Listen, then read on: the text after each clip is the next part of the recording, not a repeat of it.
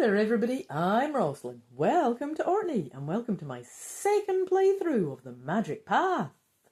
This is the 26th book in the Bantam-skylark Choose Your Own Adventure series. This was written by Julius Goodman in 1985, I believe. Just check that, yep. And it was illustrated by Frank Ball. Here we all are on the Magic Path. Starting out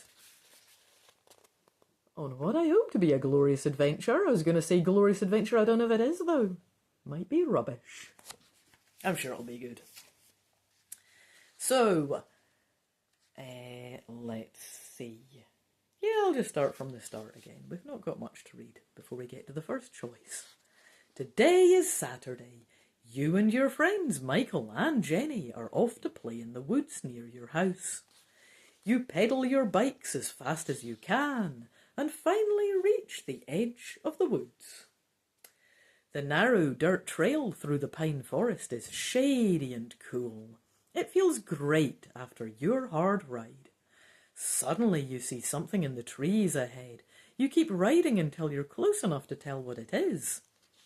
A sign, Jenny cries. What's it doing out here? To Camelot, you read out loud. Camelot, says Michael. Isn't that the place where King Arthur and his knights once lived? Yes, answers Jenny. Sir Lancelot and Sir Gawain and... Oh, that can't be what this sign's all about. Come on, you say. Follow me. Jenny and Michael race ahead of you. Then you notice that the air is getting thick and hot. The trees look blurry. You're starting to feel dizzy. You call out to Jenny and Michael for help, but they've disappeared. In a few seconds, everything is clear again. You are on a path at the edge of deep oak woods. Next to you are Jenny and Michael. They're still on their bikes, but now they're wearing helmets and armour. And they have swords strapped to their sides. You're dressed in armour too. You all stare at each other. Finally, Michael says, "This is spooky. We better get out of here." Just then, Jenny notices a shining white castle way off in the distance. "That must be King Arthur's castle," she says. "I think we should go there." She turns to you. What do you think? I'll show you this picture here. So we've got the three of us on our magic path, dressed in adorable child-sized full suits of plate armour. We're on our bikes still, and I think that's Jenny it must be, pointing at the castle. A white castle on a precarious rock, very close to where we are, actually. Weirdly small castle now I think about it. It's very petite. A nice one-person-sized castle, I guess. So the question is, do I want to turn around, hoping the path will take us home? Is that what we were trying to do? Yeah, Michael wants to go back, eh? Jenny wants to go to the castle. Got you. Oh, well, yeah, last time we didn't take either of those options, eh? Did that go well? Well, hopefully this goes better, eh? So we can turn around or go on to the King Arthur's castle. I think we should go on to the castle. Let's do this. You decide it would be fun to see where King Arthur lives. So you ride on towards the castle. After a while you come to a crossroads with a signpost. This is the one here. It's a lovely signpost with beautiful ivy and, is it cow parsley or something growing next to it? And then we've got some rustic signs pointing off. We've got Merlin's Keep one way, London another, and Camelot a third direction on beautiful. I assume nailed on. Yeah, we can see nails there. Wooden planks painted and nailed to a big wooden post. Beautiful rustic signpost. It's nice to see that. So that's kind of what it's saying. We've come to a crossroads with a signpost. On the signpost are three signs. One points towards Camelot, but the others point to different places. You move around to read the other signs. To London, you announce, pointing to your right. To Merlin's Keep, you say, pointing another way. What's a keep? Oh, that's where Merlin lives, Jenny answers. Merlin the Sorcerer. Spoiler, douchebag. Anyway, let's go to London, Michael announces. We can stop at the castle on the way back. But if we visit Merlin, says Jenny, maybe he can explain how the sign works. What do you want to do? Well, I don't think Michael should be deciding what we do, because he wanted to go back in the first place. Now suddenly he wants to adventure and pull the shots. I don't know. I'm being mean. I think London sounds cool, actually. I'm a bit baffled by why it's randomly an option. Do we want to just visit London for the... Go to London? Could be cool. Bit random. I assumed we were here for all of the fantasy stuff, but I guess it's going to be Fantasy London, isn't it, too? Yeah, that sounds good. Let's do that. Let's go to London. I want to visit London. Yeah. You turn your bikes to the right and start towards London. Soon you can no longer see the castle. Suddenly you hear a giant roar very close by. What's that? Jenny asks. You turn around. Moving straight for you is a large green dragon. It's at least 12 feet long, and it's covered with scales from the tip of its narrow nose to the end of its spiked tail. Fire pours from its mouth as it roars again.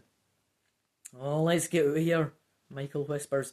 No, Jenny says, it's got wings. It'll just fly after us. We've got to stay and fight. What? We're swords against that thing, Michael says. You're crazy. Maybe she's right, you say. But maybe you should run. The dragon might not be able to keep up with your bikes. Okay, I'm going to show you the illustration here. And, okay, we're ahead of it. We're not far ahead, but we are on bikes, and we're already gunning it there. It looks like we're looking pretty full speed already. And okay, for people who are just listening, this green dragon is an absolute boss. Like, he looks like he eats a lot of pies. Like, he ain't eating the skinny adventurers, this guy. He's picking off the fatties from crowds, right? This is a big fat dragon with these funny little fucking cartoon wings. I don't believe this fucker can fly. If it can, I call BS. And fighting, it's got... Okay, its claws aren't very sharp, but it's got them. And look at those teeth. I'm not fighting it. Stopping as well and turning around. No. We're heading for the woods specifically. I thought I was just going to say the options are stay and fight or just leave on the bikes. Specifically, it asks if I want to head for the woods. On the bikes is implied. Yes. Head for the woods. Even better. Trees in the way. We have a plan. I thought I was just erratically legging it. Brilliant. Yes. This is a good plan then. Let's get out of here, you yell. The three of you flip your bikes around and race off towards the woods. But when you look back, you see the dragon flying right behind you. It can fly, I call BS. I shouldn't. It's a fantasy realm. Obviously magic exists. Anything can fly. Maybe a chair can fly. I don't know. Wings schmings. Anyway, faster, I shout. Your legs ache and your lungs burn. Finally the woods come into view. Oh, we're almost there, Michael yells as he rides far ahead through the trees. Oh, we get this lovely double-page spread. These Bantam-skylark books, I want to say, they really treat the readers when it comes to the illustrations. Like, isn't that just amazing? So I'll try and give you a, here's us racing along on our bikes. Zoom. But hot. At our heels. Fast in pursuit. I'll allow not looking like it's exactly flying so much as hop flying along the ground. I could imagine that, actually. Big old dragon hammering after us, right? Oh! Even worse, when you're a short way down the path, your armour disappears. Then Jenny's tyre gets caught on a tree root and she tumbles off her bike. We're not even anywhere near London either, so that's disappointing for Michael. And Michael, Oh, he's already fading away on the path. Are we getting out of here? Oh, hang on, it's maybe not over. Hurry, Jenny, you say, we've got to get out of here. You can see the dragon just outside the forest. My ankle, she gasps. I twisted it. I can't walk or ride.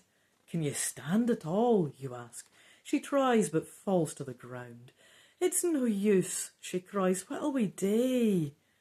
If you find Michael, oh, he's away ahead, isn't he? Then you can both carry Jenny back home. You turn to look at the dragon, who is peering at you through the trees. He is. He's not looking happy either. In this illustration here, you can see Jenny's there, her ankle's sore and twisted. Her bike is sad and mangled. The chain's not even still on. There's me and my pigtails looking nervously at the dragon. Bit of a predicament. There's the dragon fuming and smoking and glowering down a unsettlingly wide path through the trees towards us. Anyway, maybe the woods are enchanted and the dragon can't follow you anymore? It's a bit of a guess, but if you're wrong, it might be dangerous to leave Jenny alone here.